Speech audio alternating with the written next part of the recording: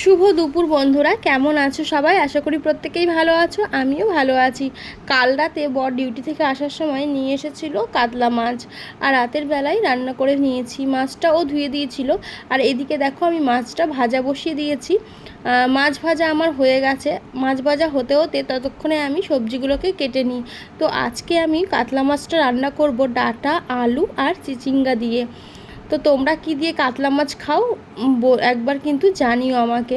আমি কিন্তু বিভিন্ন ধরনের সবজি দিয়ে রান্না করি, এক এক দিন এক একটা রকম সবজি দিয়ে রান্না করি, ভালো লাগে বেশ ভ্যারাইটি দিয়ে। রোজ রোজ একই রান্না ভালো লাগে না, তো তার জন্য অন্য কিছু দিয়েও আমি ট্রাই করি।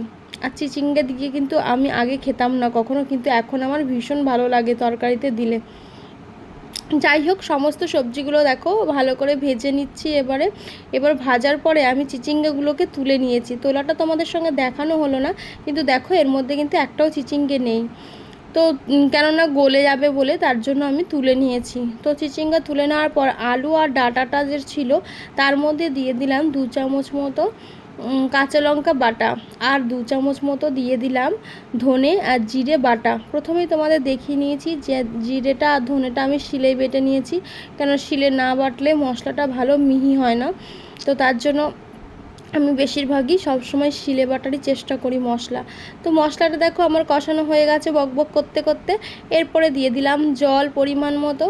জলটা দেওয়ার পর ভালো করে মশলাটাকে চারিদিকে ধুইয়ে দিলাম। আর এই যে ভেজে রেখেছিলাম যে চিচিঙ্গাটা, এইবারে ঝোলের মধ্যে এই চিচিঙ্গাটাকে দিয়ে দেবো।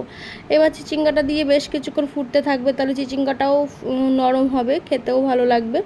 আর যদি আমি চিচিঙ্গাটা ঝোলে না দিয়ে কষানোর মধ্যে দিতাম তাহলে তো এর কোনো অস্তিত্বই পাওয়া যেত না। তো তার জন্যই আমি তুলে রেখেছিলাম, যাতে একটু খাওয়ার সময় যেন পাতে পড়ে চিচিঙ্গাগুলো, তার জন্য পরে দিলাম। আর দেখো ঝোল ফুটে কমে গেছে। এবার আমার মাছ ভাজা যেগুলো ছিল তুলে রেখেছিলাম, ভাজা মাছগুলোকে ঝোলের মধ্যে দিয়ে দিলাম। দিয়ে বেশ কিছুক্ষণ ভালো করে ফুটিয়ে নেব আর ঝোলটা একটু কমিয়ে নেব। তারপরে হয়ে যাবে আমার কাতলা মাছের রেসিপি। তো তোমরা কি কি দিয়ে রান্না করো, মানে কেমন খাও, তো অবশ্যই জানিও কমেন্ট করে। আর আমার রেসিপিটা তোমাদের কেমন লাগলো সেটাও জানিও। আর যারা প্রথম থেকে শেষ পর্যন্ত আমার ভিডিওটা দেখেছে তাদেরকে অনেক অনেক অনেক ভালোবাসা জানাই।